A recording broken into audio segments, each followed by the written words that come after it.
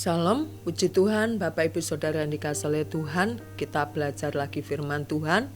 Dan saya terus berharap Bapak Ibu Saudara semua dalam kondisi yang sehat walafiat. Puji Tuhan. Mari kita berdoa.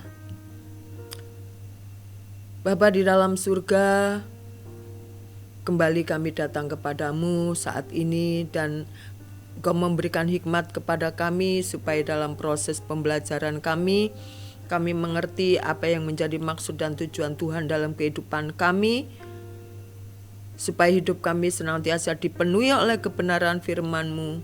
Kami menjadi pribadi yang kuat dan setia dalam pengiringan kami kepada Tuhan. Terima kasih. Di dalam nama Tuhan Yesus, haleluya. Amin. Puji Tuhan. Pada saat ini kita akan belajar bersama-sama di dalam Perjanjian Lama. Haleluya.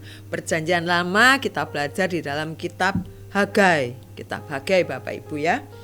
Kitab Hagai itu sebelum kitab Zakaria.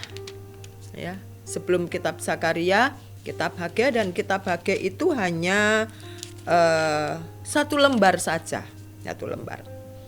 Dan pada saat ini saya akan memberikan judul yaitu prioritas. Puji Tuhan. Ya, puji Tuhan. Saya akan membacanya di dalam ayat yang pertama dulu. Pada tahun yang kedua zaman Raja Darius, dalam bulan yang ke-6, pada hari pertama bulan itu datanglah firman Tuhan dengan perantara Nabi Hagai kepada Zerubabel bin Shealtiel, Bupati Yehuda, dan kepada Yosua bin Yoyadak, imam besar. Bunyinya sekalian, beginilah firman Tuhan semesta alam. Bangsa ini berkata, sekarang belum tiba waktunya untuk membangun kembali rumah Tuhan. Ya, saya ulangi di dalam ayat yang kedua. Beginilah firman Tuhan semesta alam. Nah, ya. Tuhan semesta alam berarti Tuhan itu yang berkuasa atas kehidupan makhluk hidup yang ada di muka bumi ini dan berkuasa atas apapun di bumi ini, ya. Karena di sini kan dikatakan semesta alam, ya. Berarti Allah yang berdaulat atas kehidupan kita dan kehidupan seluruh makhluk hidup. Puji Tuhan. Dikatakan sekarang belum tiba waktunya untuk membangun kembali rumah Tuhan.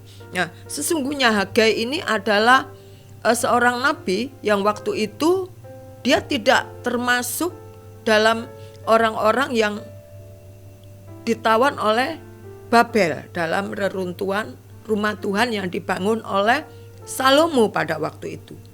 Ya, jadi dia melihat kondisi orang-orang Israel yang ada dalam pembuangan, yang ada dalam pembuangan pada waktu itu, ya. Sehingga Hagai ini menulis apa yang terjadi saat orang-orang Israel ada dalam pembuangan, ya.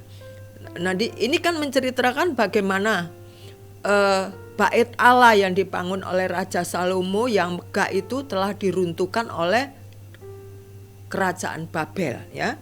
Sehingga Tuhan mengatakan sekarang belum tiba waktunya untuk membangun kembali rumah Tuhan. Kata Tuhan kepada orang-orang Israel. Maka datanglah firman Tuhan dengan perantara Nabi Hagai. Bunyinya, apakah sudah tiba waktunya bagi kamu untuk mendiami rumah-rumahmu yang dipapani dengan baik, sedang rumah ini tetap ada dalam reruntuhan? Mereka sibuk untuk kehidupannya sendiri. Sementara bait Allah yang sudah runtuh itu ya sudah dibiarkan begitu saja. Ayat 8 mengatakan begini Bapak Ibu.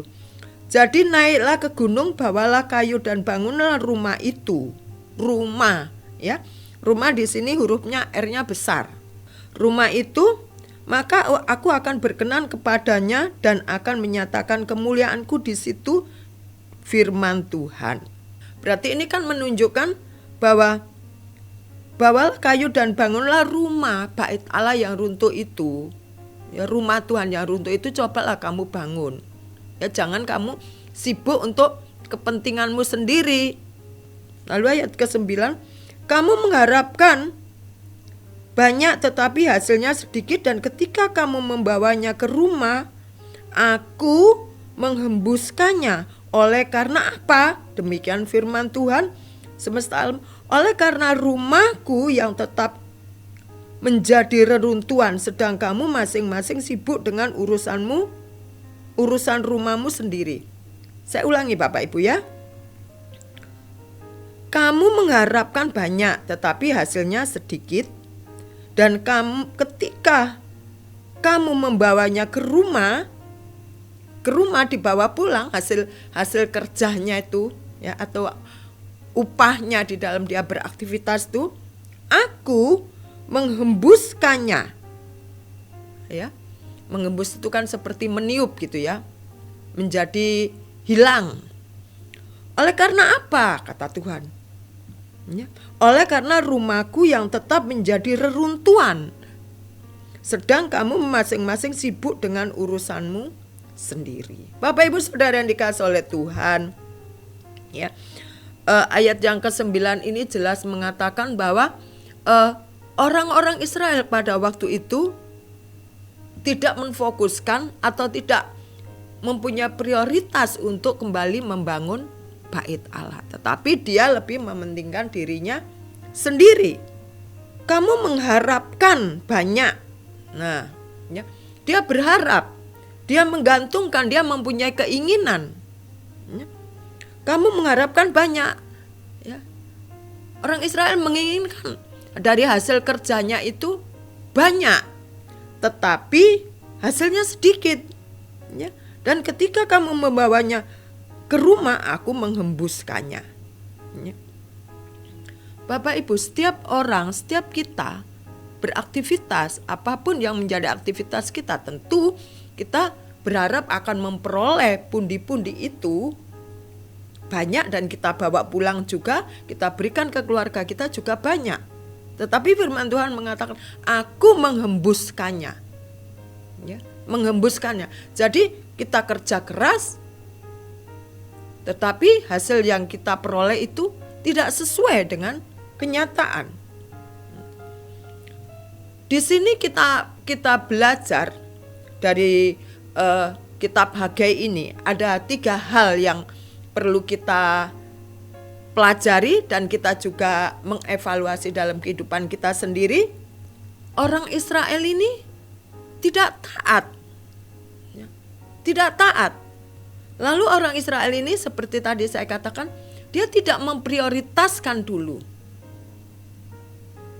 apa yang Tuhan inginkan. Kan di sini dikatakan, firman Tuhan maksud saya mengatakan, bangsa ini berkata, sekarang belum tiba waktunya untuk membangun kembali rumah Tuhan. Kalau dia taat, waktu Tuhan, ayo kamu bawa kayu. Ya. Nah, yang ayat 8, jadi naiklah ke gunung, bawalah kayu dan bangunlah rumah itu, maka aku akan berkenan. Ya. Aku akan menyertai, aku akan mengizinkan hal itu terjadi. Tapi kan tidak dilakukan. Tidak dilakukan, maka kehidupannya juga bekerja keras, tidak membawa hasil yang seperti dia kerjakan. Tidak membawa hasil yang maksimal. Perlu kita mengevaluasi diri. Perlu kita melakukan suatu ketaatan apa yang Tuhan perintahkan kepada kita. Perlu juga dalam kehidupan kita ada prioritas penting yang harus kita utamakan. Kita belajar dari kehidupan orang Israel dan kita melihat bagaimana mereka menghadapi kehidupan itu. Tantangan yang begitu keras, tetapi tidak ada hasil yang diperoleh. Apa yang kita pelajari saat ini? Yang kita pelajari adalah setiap kita mempunyai tujuan hidup. Setiap kita mempunyai prioritas yang kita utamakan dalam hidup kita, yaitu Tuhan. Keluarga, it's okay, benar keluarga. Pekerjaan, iya. Pelayanan, iya. Tapi kalau tanpa Tuhan semuanya menjadi sia-sia seperti bangsa Israel ini. Bekerja giat tetapi Tuhan menghembuskannya. Bapak Ibu Saudara sekalian, biarlah kita juga bisa mengevaluasi atas diri kita. Apa sih yang menjadi tujuan hidup kita? Apa sih yang menjadi prioritas hidup kita? Supaya Tuhan berkenan dalam hidup kita.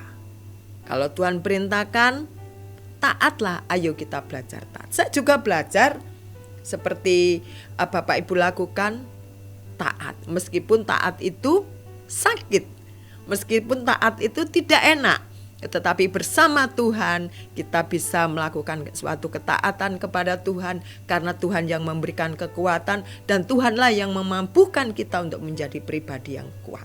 Amin, puji Tuhan. Mari bersama-sama kita belajar taat di tahun 2025 ini, dan kita juga belajar memprioritaskan yang menjadi tujuan hidup kita ini. Amin Bapak Ibu, puji Tuhan. Mari kita berdoa bersama-sama. Terima kasih, kami bersyukur kepada Tuhan. Saat ini kami ingin belajar taat. Sesuatu yang mudah dan sesuatu yang susah juga. Tetapi kami punya Allah yang hidup. Engkau Allah yang Immanuel. Engkau akan memampukan kami untuk menjadi pribadi yang taat. Engkau akan memampukan kami Tuhan. Engkau akan tunjukkan kepada kami apa yang menjadi prioritas hidup kami, yaitu Tuhan, keluarga, pekerjaan, juga pelayanan. Mampukan kami untuk melakukan semua itu. Dan kami percaya bersama dengan Tuhan kami akan bisa, kami akan mampu melewati semua itu. Meskipun kami harus jatuh bangun, tetapi kami tidak pernah jatuh tergeletak, karena tangan Tuhan akan menopang kami. Terima kasih di dalam nama Tuhan Yesus, haleluya, amin. Puji Tuhan, selamat beraktivitas, Tuhan Yesus memberkati kita, amin.